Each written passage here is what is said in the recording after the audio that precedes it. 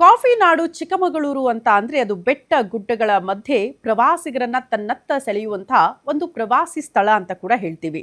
ಇಂತಹ ಸುಂದರ ಪ್ರವಾಸಿ ತಾಣಗಳ ನಡುವೆ ಇರುವ ಅದೊಂದು ದೇವಸ್ಥಾನ 1200 ವರ್ಷಗಳ ಇತಿಹಾಸವನ್ನ ಹೊಂದಿದೆಯಂತೆ.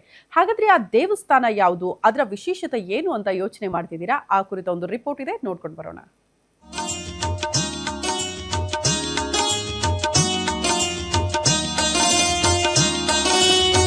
ಕಾಫಿನಾಡು ಚಿಕ್ಕಮಗಳೂರು ಅಂದ್ರೆ ನೆನಪಿಗೆ ಬರೋದೇ ಪ್ರಕೃತಿ ಸೌಂದರ್ಯ.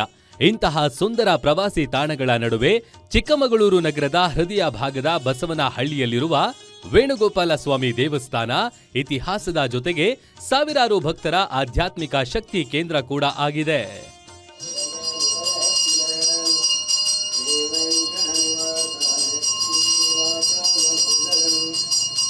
ಈ ವೇಣುಗೋಪಾಲ ಸ್ವಾಮಿ ದೇವಸ್ಥಾನವು ಸುಮಾರು 1200 ವರ್ಷಗಳ ಹಳೆಯದಾಗಿದ್ದು, ಇದನ್ನ ಚೋಳರ ಕಾಲದಲ್ಲಿ ಅಭಿವೃದ್ಧಿ ಮಾಡಿದರು ಎನ್ನಲಾಗಿದೆ. ಸದ್ಯ ಸಾವಿರಾರು ಪ್ರವಾಸಿಗರು ಕೂಡ ಇಲ್ಲಿಗೆ ಬಂದು ಹೋಗ್ತಾ ಇದ್ದು, ಕೇರಳ ಹಾಗೂ ತಮಿಳುನಾಡಿನಿಂದ ಕೂಡ ಈ ಕೃಷ್ಣನನ್ನು ನೋಡಲು ಭಕ್ತರ ದಂಡೆ ಹರಿದು ಬರ್ತಿದೆ. ಈ ದೇವಸ್ಥಾನ ಚೋಳರ ಕಾಲ ಆಗಿರೋಂಥ ದೇವಸ್ಥಾನ. ಇದು ವಿಗ್ರಹ ಸಿಕ್ಕಿರೋದು ಇಲ್ಲಿಂದ 2 ಕಿಲೋಮೀಟರ್ ದೂರದಲ್ಲಿ. ಅದು ಭೂಮಿ ಅಗಿಬೇಕಾದ್ರೆ ಉಳ್ಬೇಕಾದ್ರೆ ಸಿಕ್ಕಿದೆ ಅಂತ ಹೇಳ್ತಾರೆ. ಆಗಿನ ಕಾಲದಲ್ಲಿ 1200 ವರ್ಷ ಅಂದರೆ ಇದೆಲ್ಲ ಕಾಡು. ಹಾಗಾಗಿ ಅಲ್ಲಿ ಗ್ರಾಮಸ್ಥರೆಲ್ಲ ಸೇರಿಕೊಂಡು ಆ ಭೂಮಿ ಅಗಿದು ಇದನ್ನು ಅಗದಾಗ ಭೂಮಿ ಸಿಕ್ತು.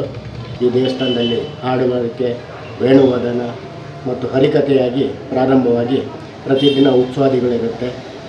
ವೇಣುಗೋಪಾಲನ ದೇವಸ್ಥಾನವು ಅತ್ಯಂತ ಶ್ರದ್ಧಾ ಭಕ್ತಿಯಿಂದ ಕೂಡಿದ ದೇವಸ್ಥಾನ ಆಗಿದ್ದು, ಇಲ್ಲಿ ವೇಣುಗೋಪಾಲನಿಗೆ ಬೇಡಿಕೊಂಡ್ರೆ ಅಂದುಕೊಂಡ ಕೆಲಸಗಳು ಆಗುತ್ತವೆ ಅನ್ನುವ ನಂಬಿಕೆ ಇದೆ. ಇನ್ನು ದೇವಸ್ಥಾನದ ವಿಶೇಷ ಅಂದ್ರೆ, ಯಾರಿಗೆ ಸಂತಾನ ಭಾಗ್ಯ ಇಲ್ಲವೋ ಅವರು ಇಲ್ಲಿ ಬಂದು ವೇಣುಗೋಪಾಲನಿಗೆ ಬೇಡಿಕೊಂಡ್ರೆ ಅಥವಾ ಗೋಕುಲಾಷ್ಟಮಿ ದಿನ ಬಂದು ತೊಟ್ಟಿಲು ತೂಗಿದ್ರೆ ಸಂತಾನ ಭಾಗ್ಯ ಕೂಡ ಆಗುತ್ತದೆ ಎನ್ನುವ ನಂಬಿಕೆ ಇದೆ. ಹೀಗಾಗಿ ವಿವಿಧ ರಾಜ್ಯಗಳಿಂದ ಭಕ್ತ ಸಮೂಹ ಕಾಫಿನಾಡಿಗೆ ಬಂದು ದೇವರ ದರ್ಶನ ಪಡೆಯುತ್ತಿದ್ದಾರೆ. ಭರತ್ ಬೆಟ್ಟದ ಮನೆ, ಗ್ಯಾರಂಟಿ ನ್ಯೂಸ್, ಚಿಕ್ಕಮಗಳೂರು.